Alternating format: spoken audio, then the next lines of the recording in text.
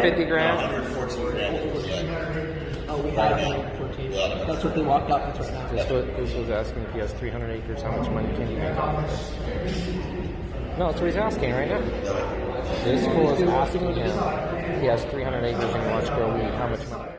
Alright, so a couple weeks ago, Jungle Boys got raided by, I think, the CPDFA, whatever it's called, California Sheriff's Office, in a whole dispute over late fees.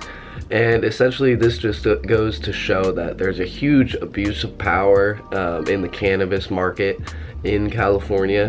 So essentially these police, they already knew everything that they came in for. Essentially they knew that the Jungle Boys were in appeal with the court system over the late fees, and that it was only even $60,000 in late fees, which seems like a lot, but when you look in the description, Jungle Boys gave over $18 million in taxes just last year to the same organization. So you can kind of see 18 million comparing to 60K, where that's a little off and a little more of an abuse of power, especially in a California market where it's already overtaxed, overregulated. Essentially the cops came in about 10-12 cars deep, and as Ivan describes them, they kind of look like the McDonald's version of the SWAT team. And they came to the door announcing their reasons, although the Jungle Boys associates told them that they already had these appeals in the works for the disputes. Since they didn't have proof or something they needed on hand, they were able to violate that, and they essentially walked in, took every dollar bill on site, just being total assholes about it as well, asking the Jungle Boys crew how much they could make growing the same weed out in California state on their own land. No, that's what he's asking right now. This fool is asking him, he has 300 acres and he wants to grow weed, how much money? Stuff like that. And then after about 30 minutes to an hour, the cops left. They said you can continue business as usual, but I mean, imagine starting your business that day, getting maybe 60 to 100K ripped out in cash over disputes that you're fighting at the moment.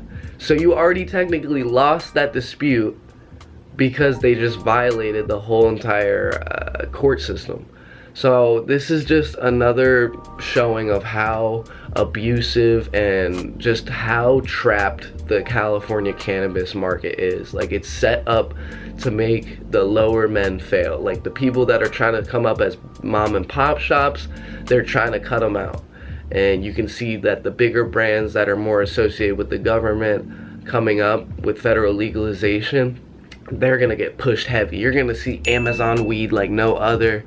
You're gonna see all this shit, Walmart weed, fucking, I can't even tell you where it's gonna go. On the medicinal side, it's gonna become, you know, big pharma weed.